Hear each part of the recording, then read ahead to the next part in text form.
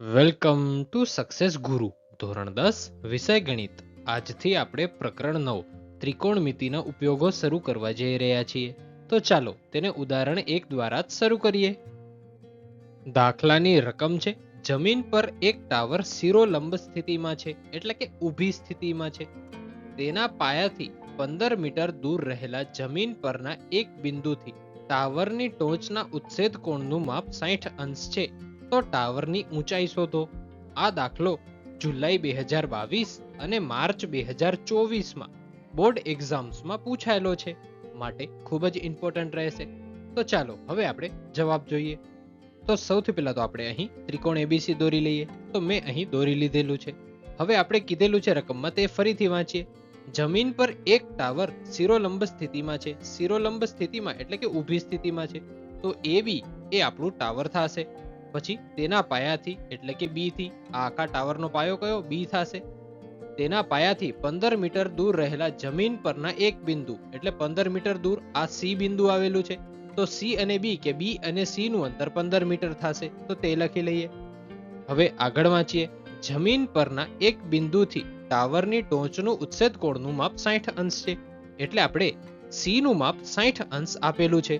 તો C આપણો theta થશે. જેનું માપ આપેલું હોય એ આપણો થીટા થાય. હા, તો હવે C પ્રમાણે આપણે જોઈએ તો આપણે 15 મીટર શું આપેલું છે? CB. CB શું થશે? C ની પાસેની બાજુ થશે. તો આપણી પાસે પાસેની બાજુનું માપ આપેલું છે. આપણે શોધવાનું શું કીધું છે? ટાવરની ઊંચાઈ. તો ટાવરની ઊંચાઈ શું થશે? AB ટાવરની ઊંચાઈ થશે.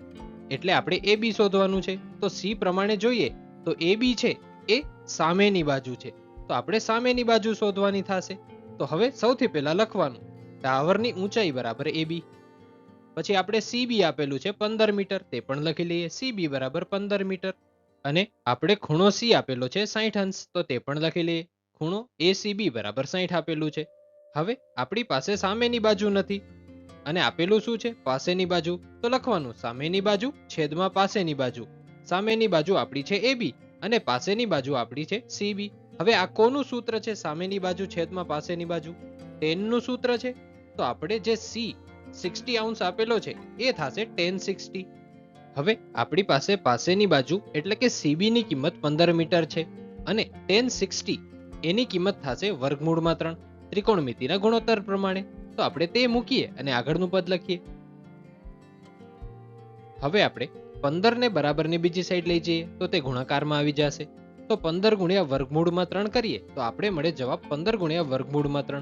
માટે આપણી સામેની બાજુ એટલે કે AB બરાબર થશે 15 વર્ગમૂળમાં 3. તો લખી લઈએ.